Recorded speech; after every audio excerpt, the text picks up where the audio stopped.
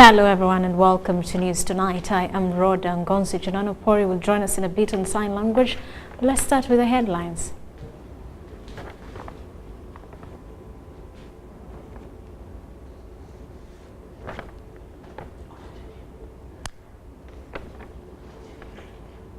President Museveni donates over 30 million to Chiriandongo accident victims. Jamil Mukulu and 37 others remanded till 14th June. And a call to impeach Italian president vetoed. But let's dig into it. President Yoweri Museveni has donated over 30 million shillings to the Chiriandongo Gaga bus accident survivors. State House Controller Lucy Nachobe delivered the donations of 3 million shillings for each of the survivors admitted at Mulago and Nsambia hospitals. The donation comes barely days into the declared 3 days national mourning, with flags currently flying at half-mast. Following government declaration of 3 days of national mourning, one of the institutions to abide is Uganda's National Referral Hospital, Mulago, with the flags currently flying at half-mast. Ironically, it is said to be one of the main recipients of accident victims, with the 6 from the most recent accident in Chiriandongo admitted here. Ekyavuddeko ekyo batulaga nti omuvuzi wa bbaasi ekirungi waali ye teyafudde. Naye abadereva bali ababiri bonna baasaanyeewo. Naye ye waali bw'anaaba amaze okuwona obulungi tetwaga mu stressinga. As the country comes to terms with this tragic incident, President Yoweri Museveni has extended a helping hand to the victims through financial donations. The move is aimed at encouraging the survivors and comforting families of the departed. Those admitted have received a cash donation of 3 million shillings each, with 5 million earmarked for families of the deceased. I am here to deliver the President's pledge that will help the victims of the Gaga bus accident. On Friday 25th May 2018, Uganda was engulfed in the darkness of horror as 22 people perished in a fatal road accident in Chiriandongo. Police has vowed to strengthen enforcement on roads to avoid similar occurrences. Henry Okrut, UBC. And President Yoweri Museveni has today started canvassing for votes for the National Resistance Movement flag bearer Winfred Masiko Komuhangi in the by-elections for the Women Parliamentary seat for the Rukungiri District Southwestern Region. Mr. Museveni, who is the national chairman for the NRM, addressed 4 movement supporters rallies in Nyakishenyi, Nyarushanje, Buyanja and Kebisoni sub-counties in Rubabo County, and asked the voters to send him leaders that will work with him to support government programs that will benefit the people of Rukungiri district. The Court of Appeal declared the Rukungiri woman's seat vacant recently on grounds that 2016 elections were marred by irregularities.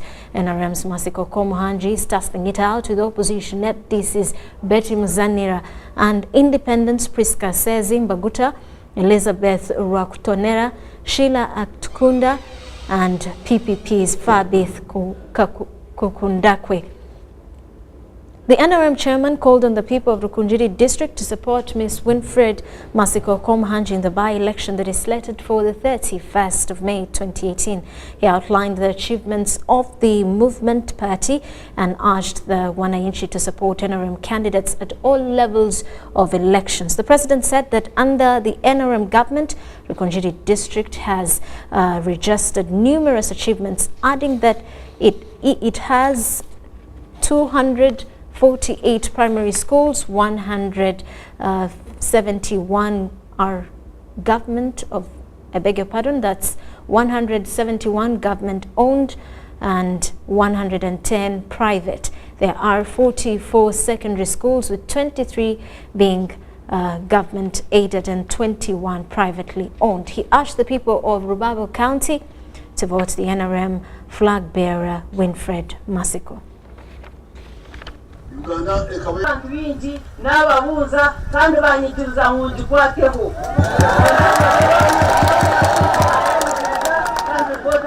kayo. Nyowe ikindi kwenda vuga.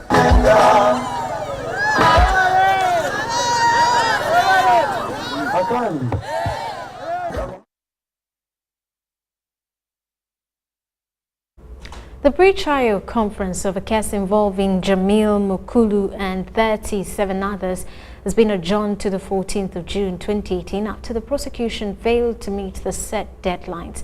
The presiding judge, however, set strict timelines to both the prosecution and defense teams to iron out issues hindering the pre-trial to kick off. Samuel Senono has more. The International Crimes Division of the High Court has set timelines for the parties involved in a case where former leader of the Allied Democratic Forces ADF Jamil Mukulu and 37 others are charged with terrorism, aiding and abetting terrorism, murder and attempted murder. The accused returned to court Monday for the pre-trial conference, but prosecution informed court that they were ready to proceed with disclosure once the defense team has sorted out the issue of representation. The defense, on the other hand, asked to be availed with the charge sheet, arguing that their clients don't know the reason why they are in court. Caleb Alaka also argued that some of the accused persons were committed in absentia, thus abusing their constitutional rights. In her ruling, the judge tasked the prosecution to furnish the defense with the relevant paperwork, adding that the accused are entitled to a speedy trial. She also asked the defense team to ascertain who among the accused persons were committed in absentia. The defense team will also avail court with a clear list of the accused persons together with their counsels. The judge also asked the security personnel inside the courtroom to ensure that suspects are shackled on individual handcuffs to create ease and should only be chained at the ankles during court sessions. Relatedly, Alan Nishime and 2 others have also joined the case as counsel for the victims. This is the first time we've come in the proceedings. There has been a ruling of the International Crimes Division in the past case of Thomas Koyelo that victims must also participate in all the proceedings of the trial. So having come in, we're informing court officially that since we have come in, we need time to go and interact with the victims, get their views and prepare their applications. And we thought that the duration may be short, but the court has in its wisdom given us 2 weeks within which to all do this preliminary work and to be considered by court. All victims must make an application to court, and where it meets the eligibility test, they are then taken on as participants in that particular trial. Suspects were also given 30 minutes to be interviewed by their lawyers before boarding the prison bus. Samuel Senono, UBC News. Thank you, Samuel. Now, youth in Busoga region have resorted to smoking a deadly crop weed known as striga. The Deputy Chief Administrative Officer, Kamuli District, Godfrey Aduma, has expressed worries over this new and dangerous adventure by the youth. This is striga, a deadly weed that causes stunting of crops, mainly cereals. This flowery weed mainly affects crops like maize, sorghum and sugarcane among others, and is capable of causing total crop failure in severe infestations. In the eastern district of Iganga and Kamuli, many farmers have been affected by the deadly striga weed. During a visit by the Parliamentary Committee on Agriculture, MPs witnessed firsthand the impact caused by the weed. We have no way of destroying it. For 1 acre farms tried to bring us this desmodium, saying that this shall fight this. But up to now, striga is still around. Although this weed has been there for over 20 years, many farmers hardly have an idea of managing it. In Kamuli specifically, we have passed a bylaw called the Kamuli Prevention and Control Bill 2017.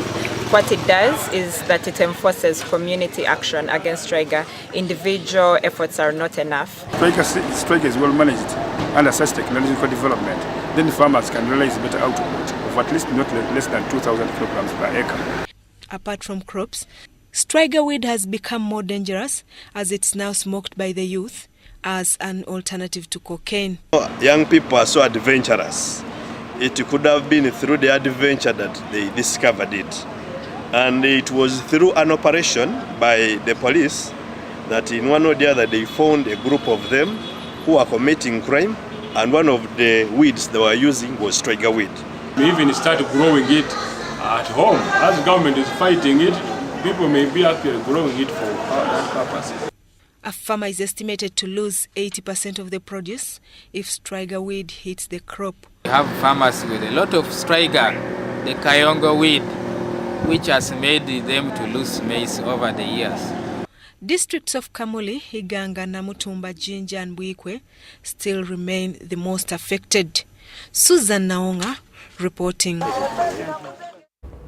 Thank you, Susan. Pilgrims have started flocking Namugongo Martyrs Shrine for Martyrs Day celebrations on the 3rd of June. Preparations are in high gear to ensure a colorful and peaceful event. According to the parish priest, Namugongo Catholic Martyrs Shrine, over 600 pilgrims have already arrived. With a few days to the final event of the celebration of the Uganda Martyrs Day, it is a beehive of activities here at the Catholic Shrine in Namugongo. From the arrival of pilgrims from all corners of the world to business, security, the liturgical preparations, everything is in high gear for the preparation of the good day, 3rd June.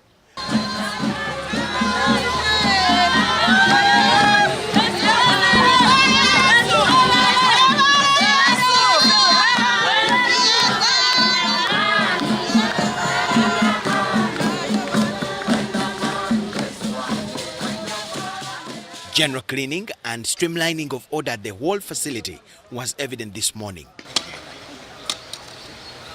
And as the church administration is keen on ensuring all the spiritual preparations, government has beefed up security as the business community has erected stalls to take advantage of the crowds and make some money. According to Reverend Father Vincent Lubega, the parish priest Namugongo, thousands are expected to attend this year's celebration, and they are working hand in hand with stakeholders to give pilgrims a good stay at the shrine. Light is provided thanks to the group at Namugongo who are putting them up together with the help from the Archdiocese of Tororo. Every day is special here at the Catholic Shrine in Namugongo, and prayers are held in a special way. For example, today, Monday, Mass is to be held with the intercession of the patron saints of the married couples and security forces. Ponciano Ngondwe, Gonzaga Gonza, and Bruno Senkruma were involved in the security issues, and also they were married people. We look at them as an example. A patron saint, we pray through them for our intercession, but also look at them more as an example, as an inspiration, especially for those people who are carrying out the same activities they did. The Uganda Martyrs were young, fresh Christians who were killed on the orders of the late Kabaka Mwanga of Buganda in 1885 over embracing Christianity. After being beatified as saints, they attract attention and recognition locally and internationally, and every 3rd of June is a day celebrated in their remembrance at the Namugongo Martyrs Shrine. Michael Jordan Lukomwa, UBC News. Thank you, Michael. The former Electoral Commission Chairman, Engineer Dr. Badru Chigundu, has appeared before the Commission of Inquiry into Land Matters over the disputed Isimba hydropower dam land. Engineer Chigundu, appointed by the President to oversee the construction of Isimba and Karuma hydropower dams, told the commissioners that the projects have stalled due to the exorbitant claims by the affected persons in Nakatoke Village, Nazigo Sub-County, Kayunga District.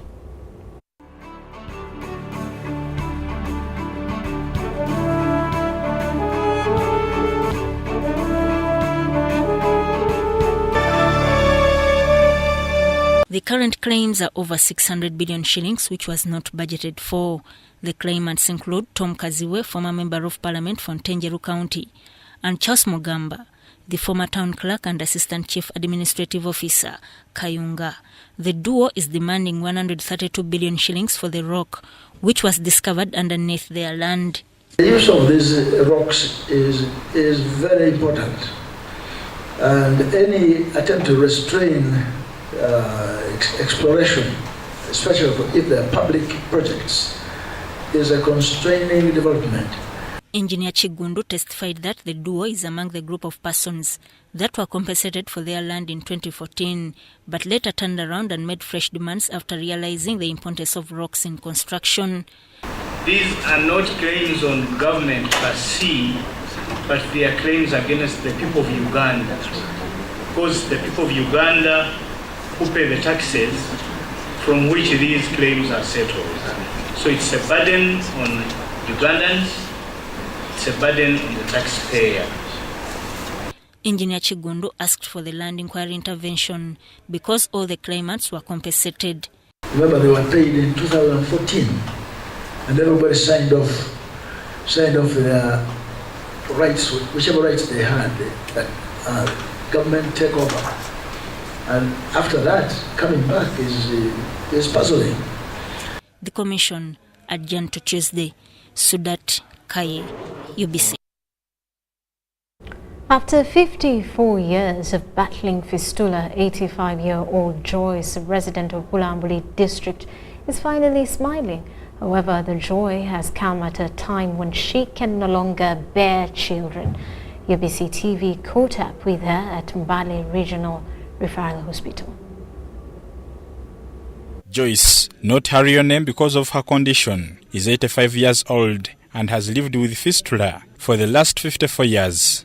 A resident of Namisuni sub-county in Bulambuli district, Joyce gave birth to her only daughter, Agudi Mary, 1964, using a traditional birth attendant, which she says was the beginning of her fistula troubles.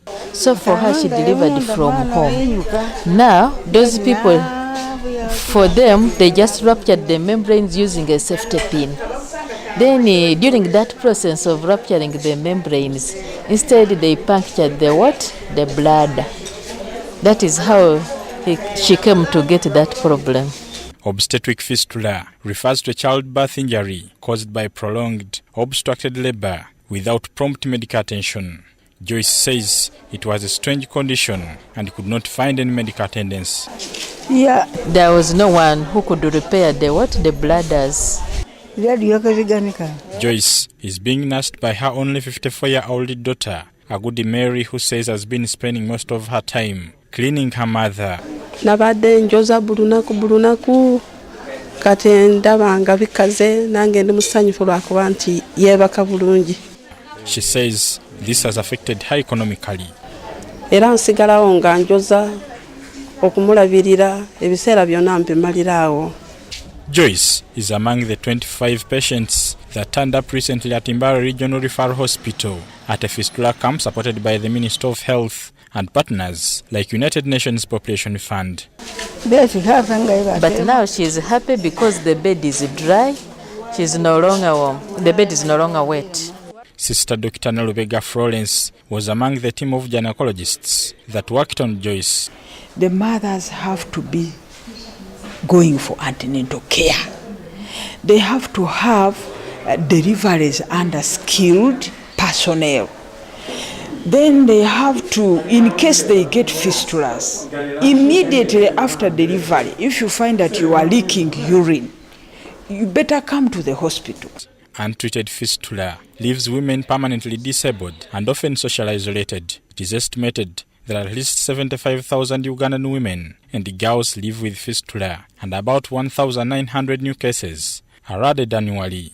Under the global campaign to end fistula, every year UNFPA Uganda provides about 1,500 life-transforming surgeries to heal the physical and psychological wounds of fistula survivors to ensure zero fistulas by 2030. Bernard Yiga, UBC TV, reporting.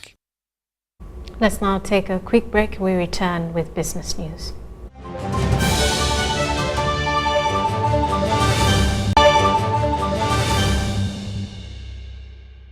And welcome back. You are still watching News Tonight. In business news, Hoima district is benefiting from the oil and gas resource way before the production phase. According to the local Council 3 chairman, Buseruka Sub-County, Tinkamanyire Ali, the district is already attracting major investors in the value chain.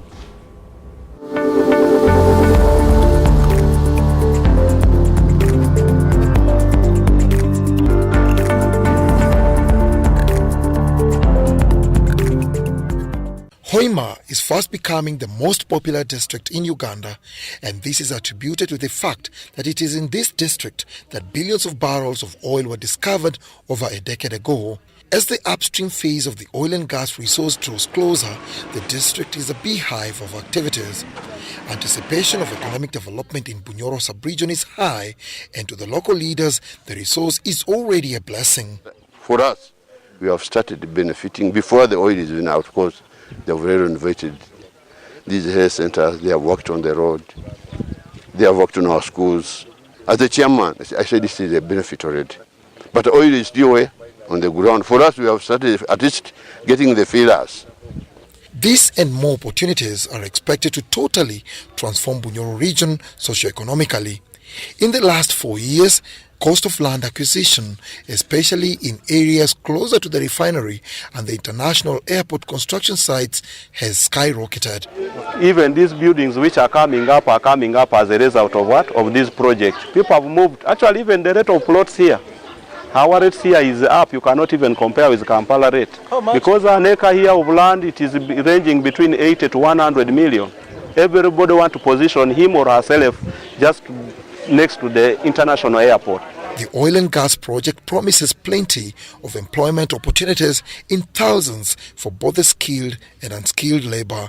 We are doing, and personally myself, we're doing everything possible to employ as much as possible.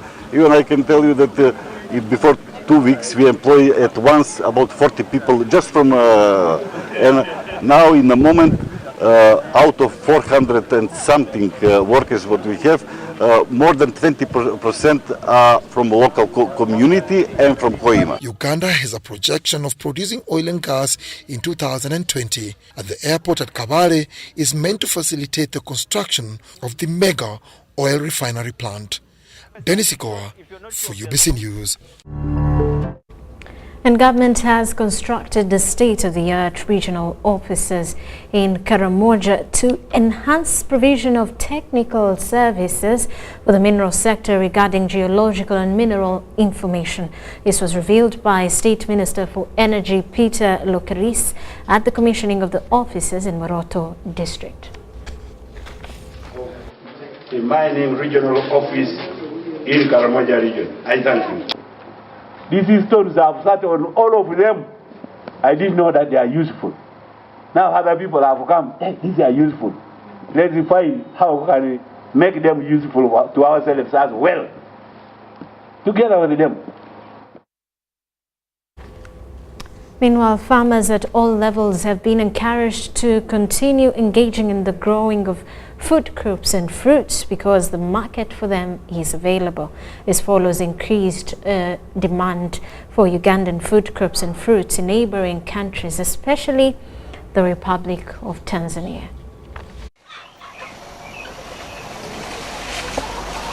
Uganda's rich climate favors food crops and fruits, although domestic demand remains low. Presidential Advisor on Agricultural Matters, Peterson Nyombi, advises farmers to exploit the food crop and fruit market in East Africa. He was addressing media shortly on arrival from Tanzania, where he had been invited by Nyerere Foundation to share knowledge on the model presidential gardens.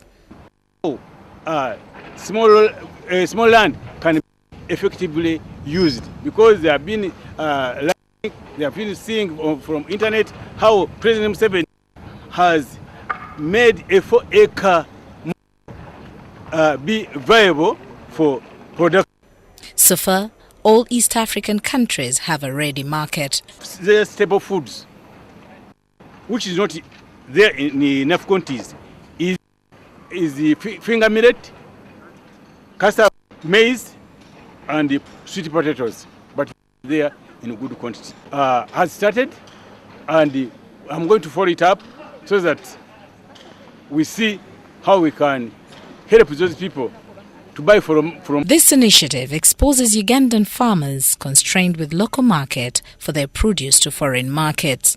What remains is maintaining quality and standard for products. This story was compiled by Salongo Kasibante for UBC News. The sluggish growth of Uganda's economy in the 2016-17 financial year affected the growth projection of the insurance industry.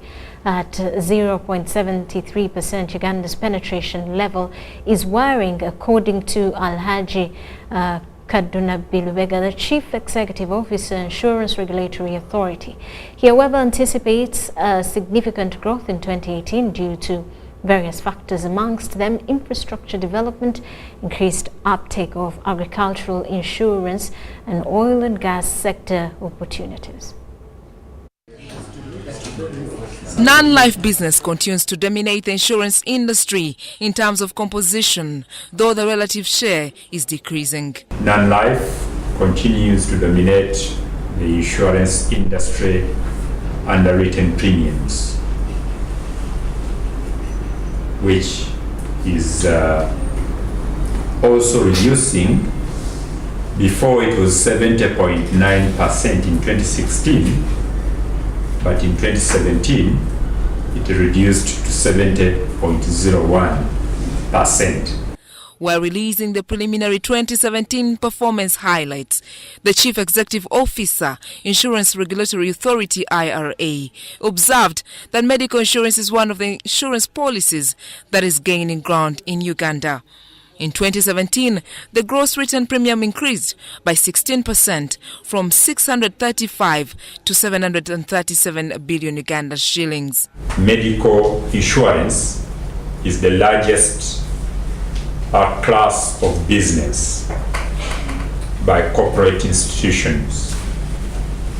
This grew by 33.16% from 121 billions in 2016 to 161 billions in 2017. Out of the total industry gross written premium income of 635 billion shillings, non-life insurance constituted 70%, life premiums was 23%, while health management organization HMOs constituted 7.13%. In the current year, the regulator is optimistic of further growth, and this will be driven by largely the public infrastructure investment projects, bank assurance distribution channel, oil and gas opportunities, and increased uptake of agriculture insurance products, among others. Sandra Kahunde Gaba and Dennis Sigowa, UBC News. Meanwhile, most schools opened today for the second term of the academic year 2018. The UBC TV crew was downtown Kampala. Let's take a look. Students boarding taxis and buses headed to school have been sighted at different bus and taxi stations within Kampala. Many of the students have been spotted in the company of either their parents, relatives or guardians. Tusigaddeyo nga bwe kiri ku bbeeyi yaffe ya bulijjo okuba wano ogende Busiya mutwalo gumu kakaaga. Abamu abaana abaffe tebanaddayo ku masomero. Ensonga nti akasente tetunnakafuna. In downtown Kampala, in the All Taxi Park, the recent accident in Chiliandongo is still vivid in people's minds, especially taxi drivers that ply long-distance route. Sibagenda nga tupakuka tuzaayo baana accident nyingi kyabadde Chiliandongo tekyatumazeemu amaanyi. They encourage fellow drivers to continue exercising caution every time they are on the road. Nancy Mbekeka for UBC News.